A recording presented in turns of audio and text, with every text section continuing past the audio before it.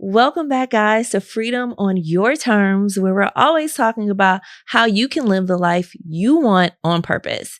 And today we have a very important topic. We are talking about living life on your terms, choosing yourself, but without apology. Because lots of times the choosing yourself comes with feelings of guilt, especially as a mom, feelings of responsibility, feelings like you should be putting something else first. So, Ray, I know you know how to choose yourself, but do you feel any guilt or is it apology free? I think I'm learning how to choose myself. Yeah. On the outside, it looks like I know how to choose myself, but this year I'm determined to choose myself unapologetically. So I do believe that when I do choose myself, I have a lot of guilt, especially with the kids, right? Yes. I think I was just talking to someone yesterday and they were like, you guys don't really take your kids with you. I'm like, oh, we do take our kids with us. Like sometimes we overly take them just because we feel bad for what we're about to do. We do extra trips just to make sure they get it in before we leave. Like this weekend we're with the kids and then next weekend we're with ourselves. And I used to not leave the house when Jair used to cry when he was young. I was like, I can't go nowhere, you guys, because my son is going to think I'm a bad parent. Baby. And then I realized like it has to be some type of a balance. Yeah. Which is very hard for us to do. And so I started out doing stuff like, okay, well, he goes to sleep at 8:30, so it's y'all's world at 8:30, but I still was feeling guilty, right? And so now I think when it comes to the kids, I don't feel as guilty because I believe I do over and beyond the Call of Duty that I've ever gotten and that most people, get. But I do feel guilty still when it comes to like family and friends. Yeah. Because I do think that they're the ones that's left out the most, if that makes sense. Because between travel, between kids, between, work and everything else, someone loses that battle. And I feel a little guilty about that. I feel like there's never enough hours in the day. Our hearts are split in so many places. We have our businesses. Certainly our kids are a top priority and we have ourselves. And for me, so many years, I thought that the balance was let me try to help everybody and then put myself last, but helping people kind of made me feel good. Okay. Right. And so it was like interdependence. Like, yeah, I'm helping you, but it kind of makes me feel good. So it's fine that my needs aren't the top of the line. Now, I think people think travel means you put yourself first. And I think they mean you do so selfishly. Right. But to me, and anybody in like a stressful career, it was like either you guys let me get on this plane and go, or I will go Katie Kaboom on you. Like I will just wig out because so many things in life are stressful and I carry so many things on my plate and make it look effortless. It's not that it's effortless. It's not that I don't have a big, responsibility on my shoulder or just nagging things that I'm supposed to do. It's just that I don't talk about it a lot.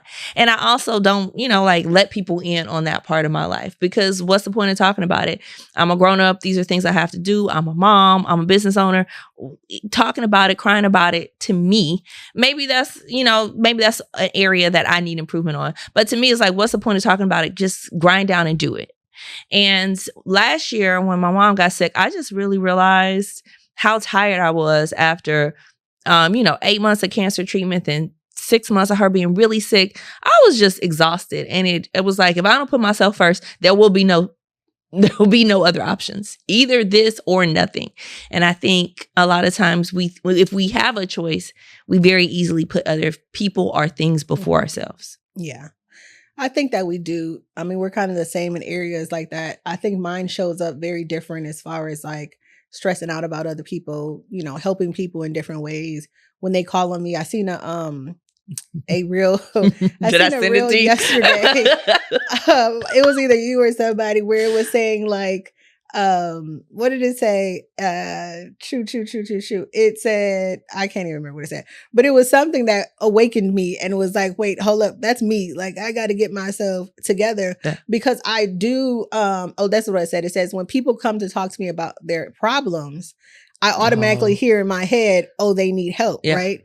I'm in the business of solving problems. Yeah. I'm not in the business of sitting here crying about them, if that makes sense. That's just who I am on the inside. So when someone comes to me with their problems, in my head, instead of listening, it's already like, okay, well, they just need this, they need that. Let me give them this pointer, let me give them that.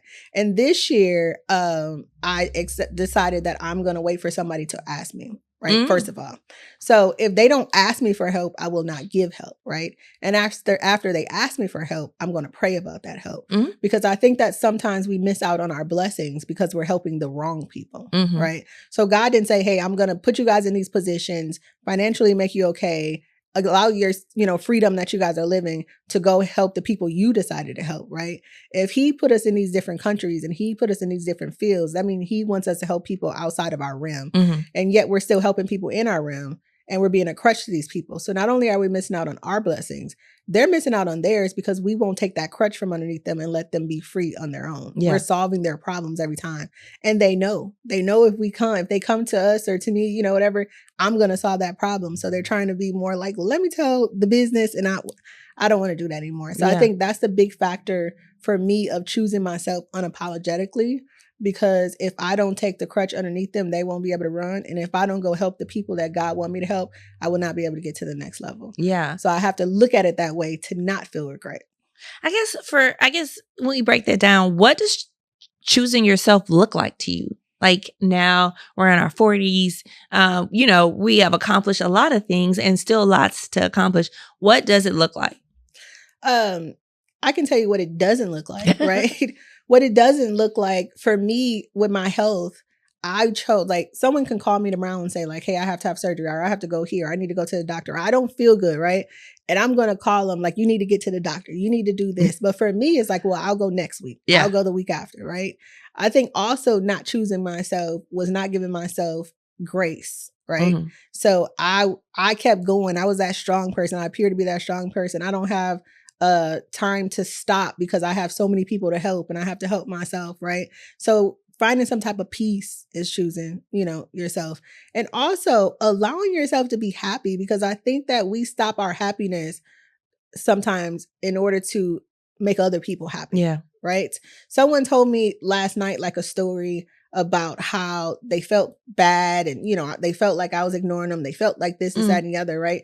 And for the first time, I didn't feel bad. That's how I know I am starting to choose myself, because what I explained to them is that I chose happiness. Right.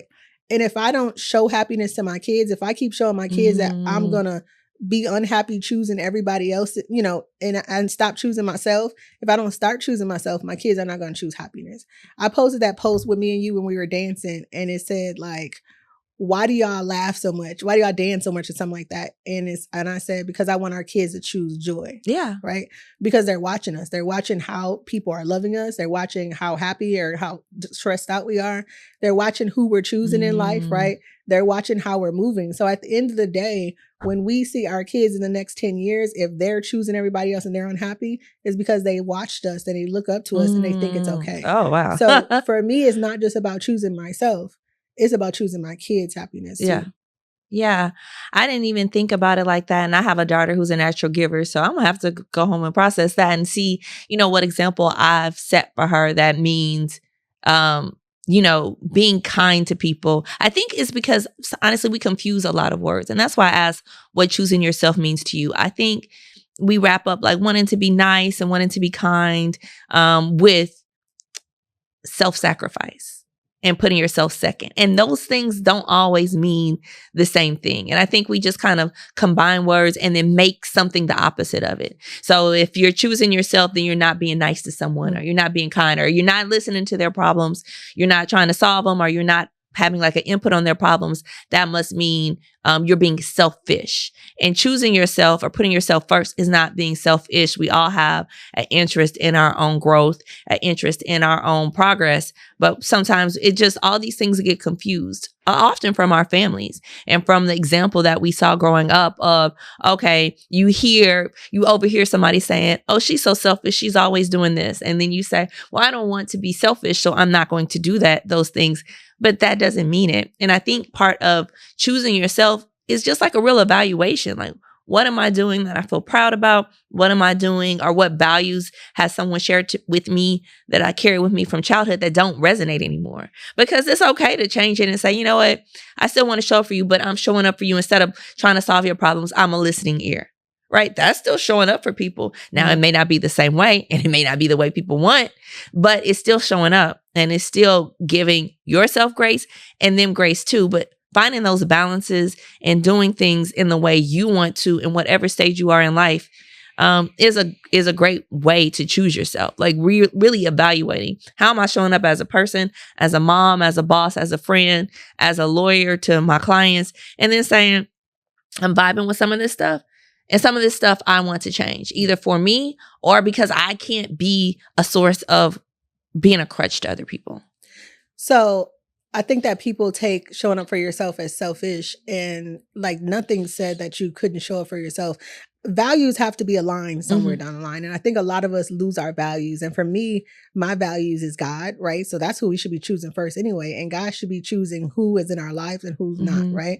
The best relationships I've ever had, friendships, male relationships, even if they, didn't work out, was the ones that I feel like God brought. They weren't supposed to be there. I didn't ask for them. I did not pick them.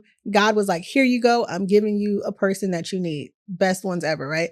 Second is myself, because if I don't make the best out of myself, I can't show up for you the best way I can, my kids the best way I can, my, the friends, family, or anything else.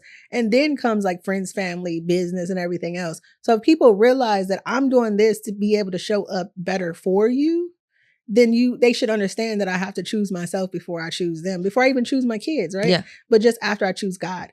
One question I have for you is, what is three things that you need from other people? Oh. What shows you like, hey, this is what I need from a friend, this is what I need from a man, because it's all relationships, right? Yeah. So what are those three things that you can choose that says like, these are my love, like my love ingredients, like this is what makes me feel loved? Yeah. I like intentionality. I can say that easily. I like someone who's like, okay, well, my life is all a blur, but I do feel like when I try to show up best for people, it's me being like, well, let me cut out a time to say this or that to you. It's not just like, oh, when it happens, it'll happen, because that's not been my experience with life, right? Sometimes life makes it easy and sometimes life makes it very hard. But certainly you get more things done when you're intentional. So when people come to me with intentionality, hey, it may not be big things, it may be very small things.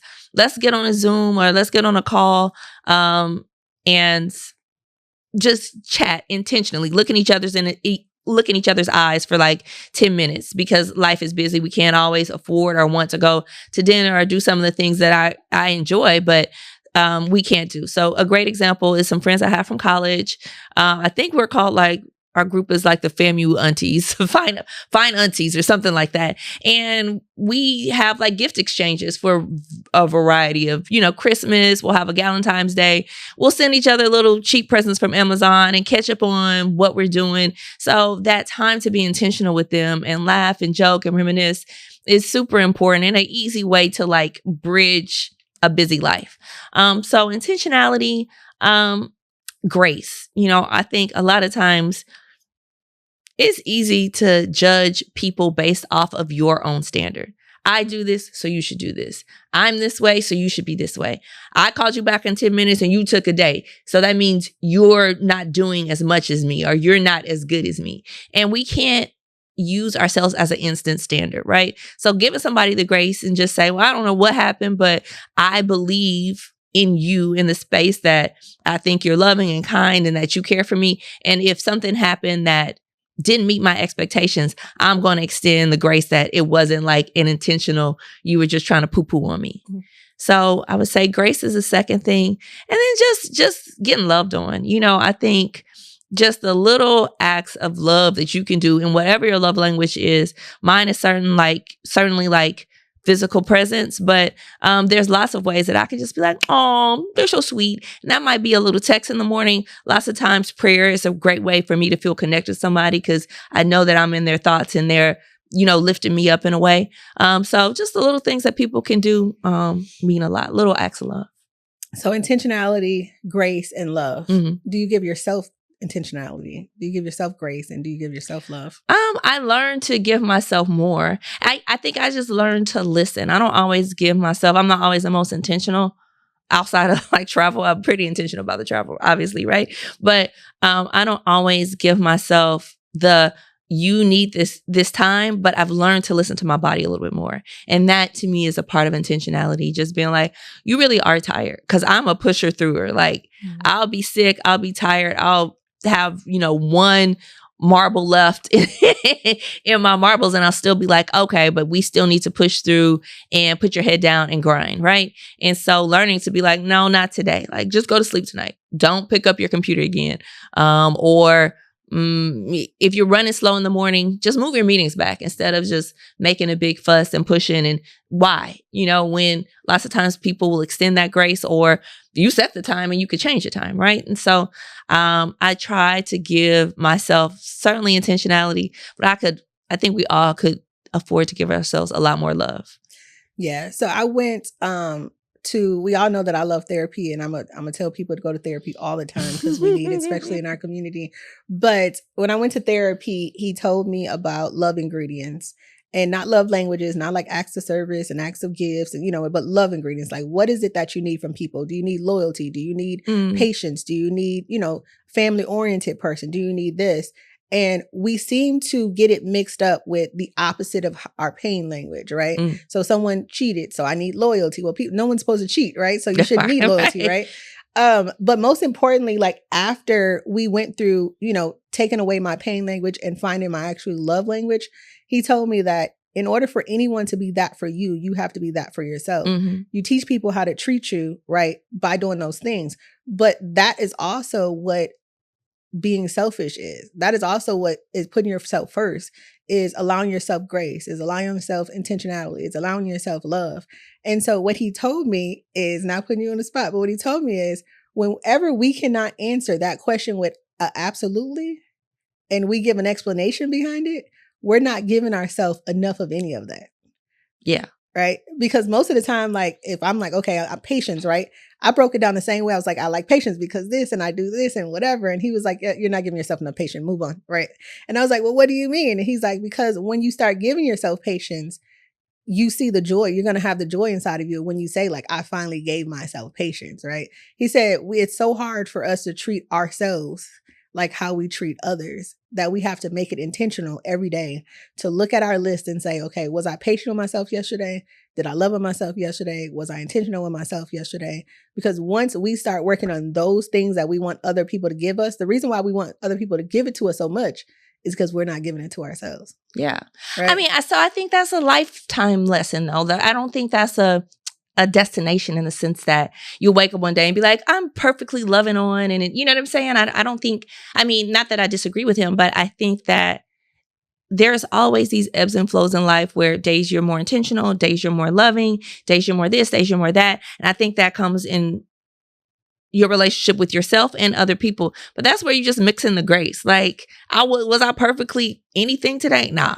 But did I try? Was I conscious of it? Did I take the extra 5 minutes in my day to slow down in the morning and pray or meditate? Was I patient enough to know that I will get there one day? Yeah. Right? Like, yeah. So I think his thing was more just like saying, hey, I woke up and I tried to do this today. Right. And a try normally comes with a habit eventually. And that habit turns into you loving yourself. And then you loving yourself turns into someone else actually seeing that and reciprocating that, because they know that you won't accept anything less than that. Yeah. And so just rechanging it. But the biggest part that he told me that really made me start thinking is that as you start to put this into play, even if it's not every day, your kids start to see it, right? Because we're still in control of, their spirituality, their everything until they're a certain age, until they can take over themselves. I don't even know what that age is. right now, it just depends on it. It's 15 in most places, and, in the Bible between 13 and 15. But at that point, like, if we have to show them what love means and everything else, and we think about like what we went through, how did we see it, right? No one told us that being selfish was okay. We learned that being selfish was bad, right? Yeah, but if someone sat down and said, hey, Corey, hey, Ray, being selfish when you need to be selfish, when your cup is half full, half empty, or empty, is okay, then we would have looked at it different. We would have said we're drained and it's time for us to be selfish. Yeah. But instead we operate throughout life that selfish is bad and patience isn't, and we got to get to the top and we got to move fast and we don't have time to, take a break and everybody's watching us. So we got to keep going, right? But I think that's where the guilt comes from. Because when we say unapologetically, who are we apologizing to anyway? And most of the time the apology is to ourselves. Like, my daughter is anytime she does something wrong, she'll like start apologizing. I'm like, it's not even that crucial to me. You don't have to apologize. Let's just move forward. If there's something that needs to be corrected, let's correct it. If there's something that needs to be done, let's do it. But I feel like there's such we're Catholics, right? So there's such a sense of guilt of like, oh, you're being selfish and you should feel bad for that, because from someone else's perspective, or maybe what we've been told from other people in our lives is, you're not supposed to do that. You're supposed to be thinking of me. You're supposed to be thoughtful of me. And really, a lot of times we apologize, honestly, because of somebody else's selfishness. Like, oh, you didn't give me enough. Mm-hmm. And then our response is like, oh no. And we affirm that. It's not, we don't even say, well, what did you give yourself, or what options are you? We don't even evaluate how they treated themselves. We just say, oh, well, I should have, done this. I should have gone the extra mile. I should have done this and I didn't. So I'm sorry. As opposed to like either looking at what they did for themselves or balancing if the scales were balanced. Like, do you do any of that for anybody other than yourself, or you just want it? Yeah. And I also think that when people are selfish at times, the world looks at them as arrogant. They look at them as, so they put them in like a negative category. Yeah. But when you think about people that are not just like, against everybody, it's a difference, I think, with being selfish and being against the world, like, like putting people down, everything else. But when I look at a couple of my cousins that are in their own world, my cousin Tay, I'm like, why'd you say my name on here? My cousin Tay knows how to like stop and take the time for herself, right? And she would go to someone else's country and go, sit in the water and live her life and not even answer the phone for us. But that's what she needs. And I always mess with her. I was like, your selfishness makes you have really great skin. Right? You like glowing, girl. She glows all the time. And then she has this smile and she's living life and she's okay. You know what I mean? And she's not stressed. And her cortisol level ain't high like mine. And, everything else. So is there really something wrong with her being selfish? No, because her longevity is a little bit, God, timing. But her longevity is health and everything else is a little bit longer, and she doesn't have to overly work out or everything else because she's healed from the inside out. And I think that sometimes it looks amazing to people and we don't know how to get there. So it looks like arrogance. It looks like whatever. No, it looks like a glow, right? I want that glow. I want to wake up. That wake up when you don't have to put nothing on your face. The same glow. Yeah, and she be in her own world. Yeah. And she be like, oh, no, girl. Don't bring all that over here. No, I love the idea of that. And we certainly have some great people we look up to, but I think we're still working through our own paths, like many people are. We're still working through our paths with, one, choosing ourselves, but also the unapologetic part, like doing it without guilt, without, without regret. Just, hey, I'm doing this for a reason justified by me, a reason I think is good, and that's enough. And that's it. And, like end of sentence. No further explanation, as your therapist might say. Just, hey, it is what it is. I'm doing what I have to do, what I feel like is important to me. And toodles. Right? I'm doing the best that I can. I'm doing the best I can with what I got. Well, I think that's a topic we're both going to have to sit and meditate and pray about. And we hope you do the same. So we want you to hop in on the conversation. Feel free to follow us on any of our platforms. You can follow us on YouTube, Instagram, TikTok at Freedom on Your Terms. And of course, check us out on any of the available channels you use to watch your podcast. Ray, any last words for our followers? We have a full year in 2026, you guys. We want you to make sure you check out our website. It is going to allow you to keep up with us, keep up with some things that we're going to be launching. And we want to hear from you. So make sure you leave some comments about what you want us to talk about, because this is not just about us. This is freedom on your terms.